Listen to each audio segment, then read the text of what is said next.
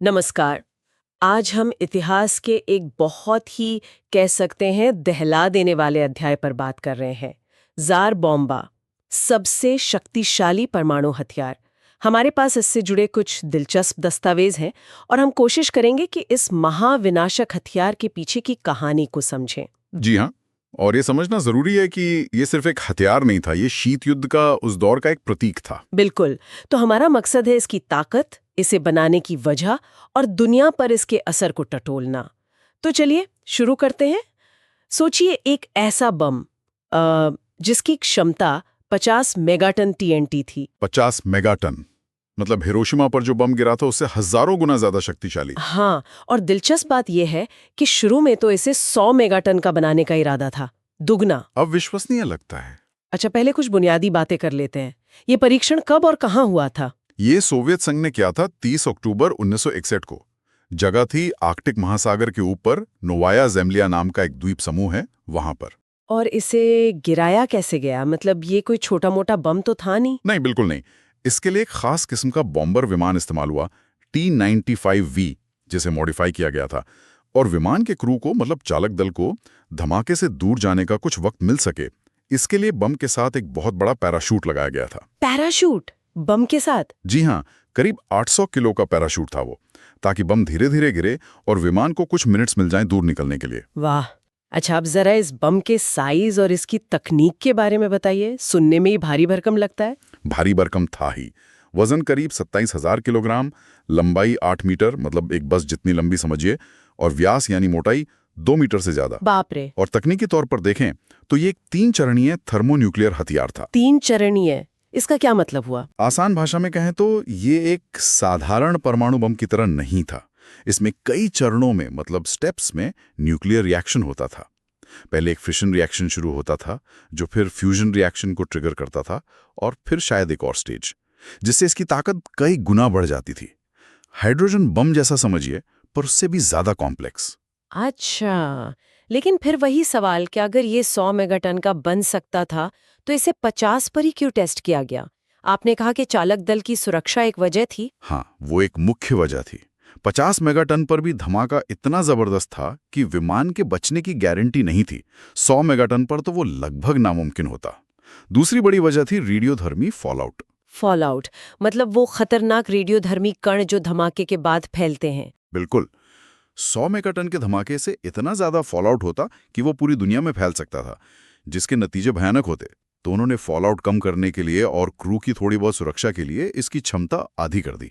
ये दिखाता है कि ये हथियार असल लड़ाई के लिए कितना अव्यवहारिक था। समझ गई, लेकिन 50 मेगाटन भी कोई कम तो नहीं था।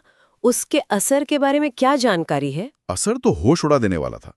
जो आग का गोला बना धमाके से, वही करीब 8 किलोमीटर चौड़ा था। 8 किलोमीटर? 8 किलोमीटर चौड़ा आग का गोला। हाँ। और जो मशरूम के बादल जैसा उठता है वो धमाके के बाद, वो लगभग 64 किलोमीटर की ऊंचाई तक गया।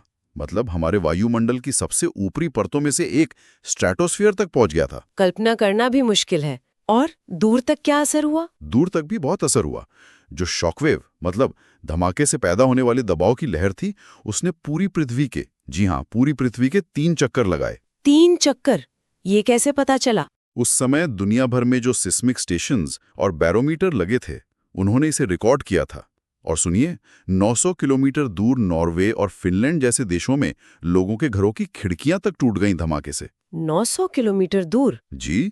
और कहते हैं कि 100 किलोमीटर दूर खड़े किसी व्यक्ति को भी 3rd डिग्री बर्न हो सकता था, मतलब त्वचा बुरी तरह जल सकती थी। इसने धरती में भी कंपन पैदा किया।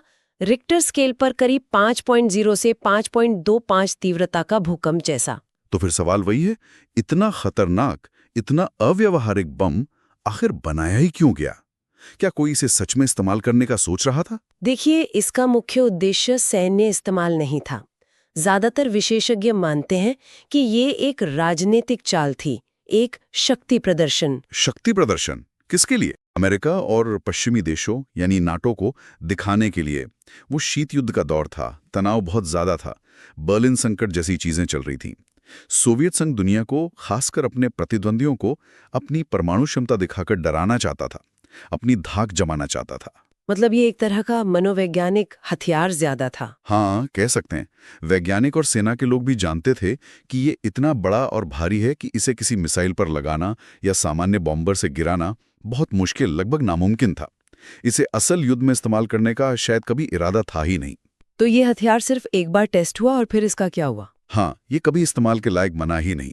और क्योंकि ये हवा में फटा था, जमीन से काफी ऊपर, तो इसका रेडियोधर्मी असर जमीन पर हुए धमाकों की तुलना में कम था। लेकिन ऊर्जा जो इसने छोड़ी वो तो बेहिसाब थी। पर इसका कोई दीर्घकालिक असर हुआ, मतलब दुनिया पर, राजनीति पर? बिल्कुल। और ये शायद सबसे दिलचस्प बात है। इतना भयानक धमाका जो डराने के लिए किया गया था, उसी ने दुनिया को, खासकर अमेरिका और सोवियत संघ को, परमाणु हथियारों की होड़ पर दोबारा सोचने पर मजबूर किया। ये तो बड़ी अजीब बात है। हाँ, है ना। इसी परीक्षण के बाद परमाणु परीक्षणों को सीमित करने की बातचीत तेज हुई। 1963 में आंशिक परमाणु परीक्षण प्रतिबंध संधि हुई, जिसने वायुमंडल में, पानी के नीचे और अंतरिक्ष में परमाणु परीक्षणों पर रोक लगा दी। तो एक तरह से जार बॉम्बा ने हथियार नियंत्रण की प्रक्रिया को गति दी। वाकई ये विडंबना है। अच्छा, कुछ और रोचक बातें भी जुड़ी हैं इससे, है ना? जैसे वो 100 मेगाटन वाली बात। हाँ, अगर वो 100 मेगाटन वाला संस्करण टेस्ट किया जाता तो उसके नतीजे सिर्फ स्थानीय नहीं बल्कि वैश्विक हो सकते थे, खासकर फॉलआउट के मामले में। और ये बम इतना बड़ा था कि उस समय के ज्यादातर मौजूदा बॉम्बर्स या मिसाइल इसे ले जाने में सक्षम ही नहीं थे। और वो क्रू वाली बात, उनकी बचने की संभावना कितनी बताई गई थी? हाँ, ये रोंगटे खड़े करने वाली बात है। मिशन से पहले चालक दल को बताया गया था कि उनके बचकर वापस आने की संभावना सिर्फ 50% है। 50%। ओह!